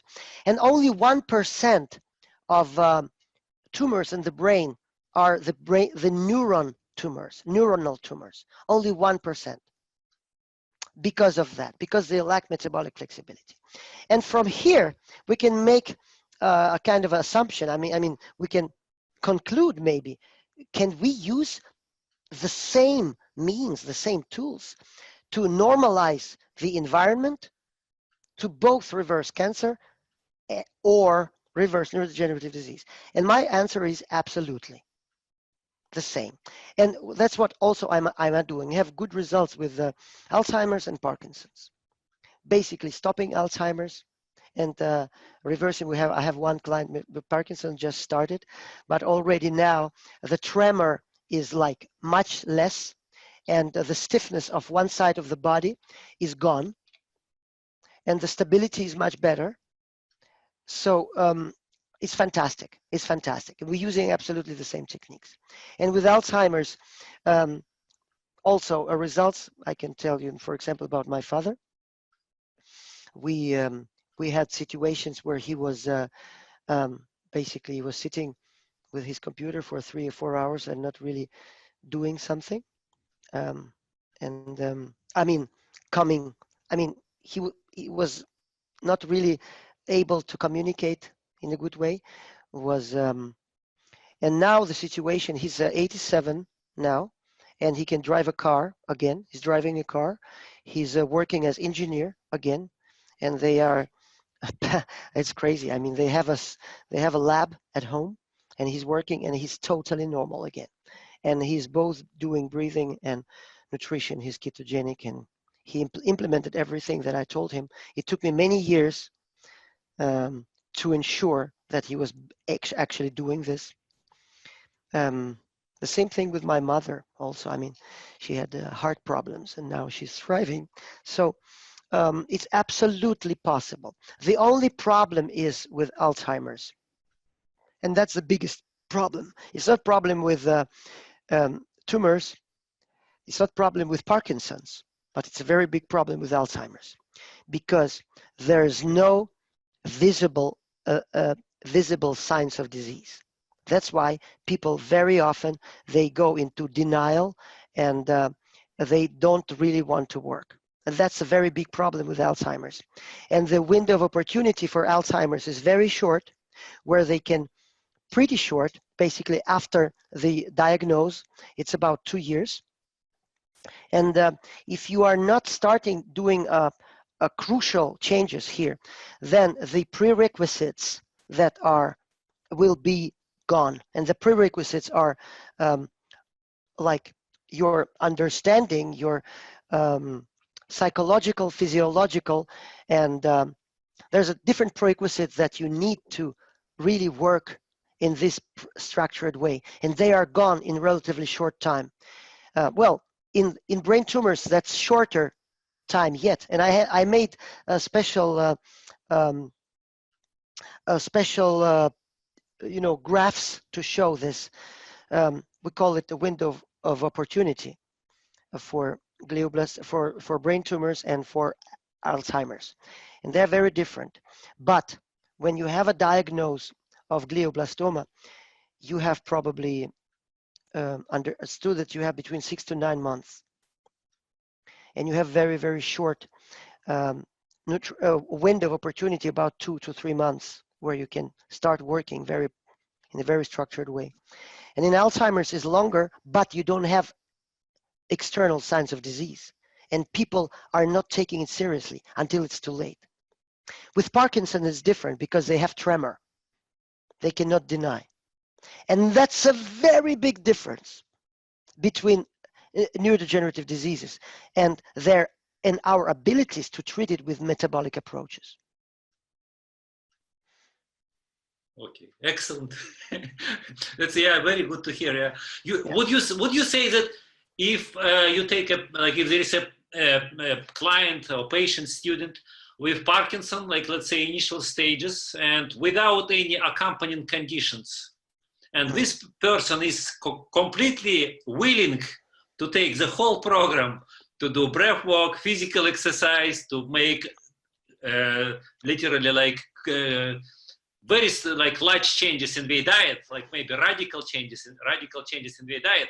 Would you say that such a person has extremely high chance, like maybe up to 90%? Absolutely. 90% You see, I will not ever say any chances in terms of percents, but I will say if they follow my program where we connect mental training with breathing retraining, with a reversal of metabolic syndrome, with nutrition, with moderate physical exercise, with process, with immunity work, it will have very, very high chances of reversal, and with also a bouquet of all other diseases. But the prerequisite is ability to move, and a prerequisite of psychological prerequisite, which is ability to understand and really process information, which is very crucial. So yes, absolutely. Okay, excellent. Yeah. Good to know. And Alzheimer would be similar, but as you described, just because of the not sufficient feedback. We know that we are diagnosed, but we don't see in themselves that we have this problem. That's a problem. Absolutely. And with Alzheimer is very hard because it will require a real understanding, because people have to really work. And with Alzheimer's in the first stages, they are normal. Oh, I've seen so many people that are in total denial, and then it's too late, and then they are on the home for old people that and that's only, and the pills are not, it's making it worse basically. And also when we're talking about statins, there are many signs that are showing that statins basically push us towards Alzheimer's, towards neurodegeneration. Okay, excellent. Yeah, great. Yes. Yeah, I think that probably would be the end. We have already nearly 2 hours of time. And yeah, Misha, so thank you very much for this opportunity to share with you your great experience with cancer and other conditions. Artour, it was really great. You are my big inspiration in this world, and it was really, really great talking to you, exchange experience. Thank you very much for inviting me. Thank you. Bye-bye. Bye.